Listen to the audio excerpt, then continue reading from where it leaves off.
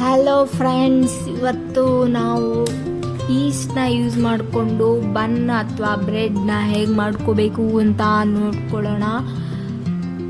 Dry East ಸ್ಟೋರ್ನಲ್ಲೆಲ್ಲ ಮಾರ್ಕೆಟ್ನಲ್ಲೆಲ್ಲ ಸಿಗ್ತದೆ. ಅದನ್ನು ತೊಗೊಂಡ್ಬಂದ್ಬಿಟ್ಟು ಹಾಲನ್ನ ಬೆಚ್ಚಿಗೆ ಮಾಡ್ಕೋಬೇಕು. ಉಗುರು ಬೆಚ್ಚಿಗೆ ಮಾಡಿಕೊಂಡ್ರೆ ಸಾಕು. ಹಾಲು ಅಥವಾ ನೀರು ಎರಡಲ್ಲಿ ಯಾವುದಾದ್ರೂ ಯೂಸ್ ಮಾಡಿಕೊಂಡು ಡ್ರೈ ಈಸ್ಟ್ ಮತ್ತು ಸಕ್ಕರೆನ ಹಾಕೋಬೇಕು. ಕ್ವಾಂಟಿಟಿ ನೋಡಿ ಹಾಕೊಳ್ಳಿ.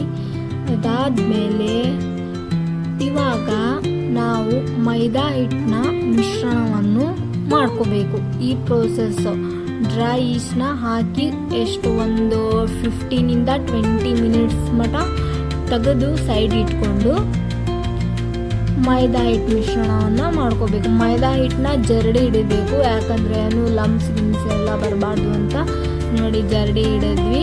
ಎಷ್ಟು ಬೇಕೋ ಅಷ್ಟು ಜರಡಿ ಹಿಡಿದಾದ್ಮೇಲೆ ನಾವು ಡ್ರೈ ಈಸ್ಟ್ ಮಾಡಿದ್ವಲ್ಲ ಅದನ್ನು ನೋಡ್ಕೋಬೇಕು. ಇವಾಗ ನೋಡಿ ಇದು ಡ್ರೈ ಈಸ್ಟು ಫುಲ್ ಹೆಂಗೆ ಉಬ್ಬಿದೆ ಅಂತ. ಹಿಂಗಾದ್ರೆ ಫರ್ಮೆಂಟ್ ಆಗಿದೆ, ಈಸ್ಟು ಆ್ಯಕ್ಟಿವ್ ಆಗಿದೆ, ಕರೆಕ್ಟ್ ಆಗಿದೆ ಪ್ರೋಸೆಸ್ಸು ಅಂತ ಅರ್ಥ. ಇದೇನಾದರೂ ಸೇಮ್ ಕಲಸಿಟ್ಟಿದ್ದ ಹಾಗೆ ಇತ್ತಂದರೆ ಈಸ್ಟು ಸತ್ತಿದೆ, ಈಸ್ಟ್ ಡೈ ಆಗಿದೆ ಅಂತ ಅರ್ಥ.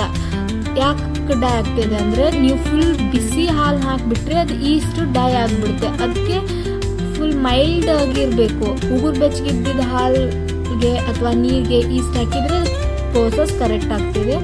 ಆ ಈಸ್ಟ್ನ ಮೈದಾ ಹಿಟ್ಟಿಗೆ ಹಾಕೋಬೇಕು. ಮೈದಾ ಹಿಟ್ಟಿಗೆ ಹಾಕ್ಕೊಂಡು ಚೆನ್ನಾಗಿ ಕಲಿಸ್ತಾ ಹೋಗಬೇಕು.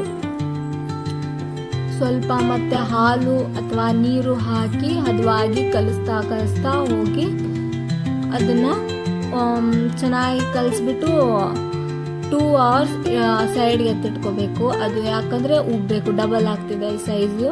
ನೋಡ್ರಿ ಇಲ್ಲಿ ತೋರಿಸ್ತಾ ಇದ್ದೀವಿ ಹೆಂಗೆ ಡಬಲ್ ಆಗಿದೆ ಅಂತ. ಸೈಜ್ ಫುಲ್ ಅದು ಊದ್ಕೊಂಡ್ಬಿಟ್ಟಿದೆ ಹಿಟ್ಟು.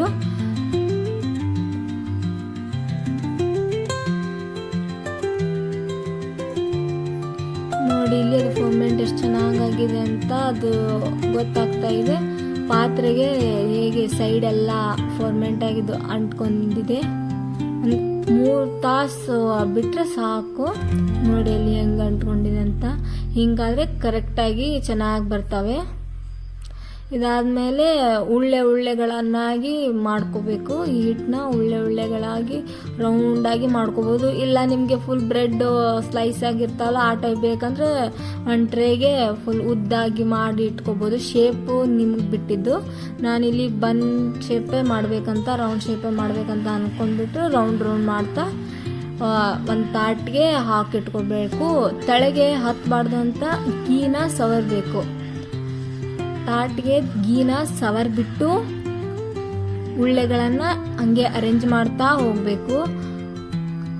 ಸ್ವಲ್ಪ ಗ್ಯಾಪ್ ಬಿಟ್ಟು ಜಾಗ ಬಿಟ್ಟು ಇಡ್ತಾ ಹೋಗಬೇಕು. ಯಾಕಂದರೆ ನಾವು ಹಿಂಗೆ ಎಲ್ಲ ಉಳ್ಳೆಗಳನ್ನು ಹರಿದು ರೌಂಡಾಗಿ ಮಾಡಿ ಇಟ್ಕೊಂಡು ಇದನ್ನು 15-20 ನಿಮಿಷ ಹಾಗೆ ಬಿಡಬೇಕು.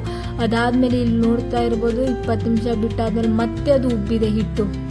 ಸ್ಪೇಸ್ ಎಲ್ಲ ಮತ್ತೆ ತುಂಬಿಕೊಂಡಿದೆ. ಹೀಗೆ ಆಗ್ತಿದೆ. ಅದನ್ನು ಸ್ಟೀಮ್ ಮಾಡ್ಕೋಬೇಕು. ಮೈಕ್ರೋವೇವ್ ಇದ್ದರೆ ಮೈಕ್ರೋವೇವ್ ಮಾಡ್ಕೋಬೋದು. ಮೇಲೆ ಹಾಲನ್ನ ಹಚ್ತಾ ಇದ್ದೀವಿ. ಎಲ್ಲ ಉಂಡೆಗಳಿಗೂ ಹಾಲು ಹಚ್ಚಿಬಿಟ್ಟು, ನಮ್ಮ ಮನೆಯಲ್ಲಿ ಮೈಕ್ರೋವೇವ್ ಇಲ್ಲ ಅಂತ ನಾವು ಸ್ಟೀಮ್ ಮಾಡ್ತಾಯಿದ್ವಿ. ಅದಾದಮೇಲೆ ಲಾಸ್ಟ್ ವಿಡಿಯೋ ತೆಗಿಯೋಕ್ಕಾಗಲಿಲ್ಲ, ತಿಂದ್ಬಿಟ್ವಿ ಎಲ್ಲರೂ. ಇಲ್ಲಿ ನೋಡಿ ಹೆಂಗೆ ಬಂದಿದೆ ಅಂತ. ನಾವಿಲ್ಲಿ ಟೀ ಜೊತೆ ತಿಂತಾ ಇದ್ದೀವಿ.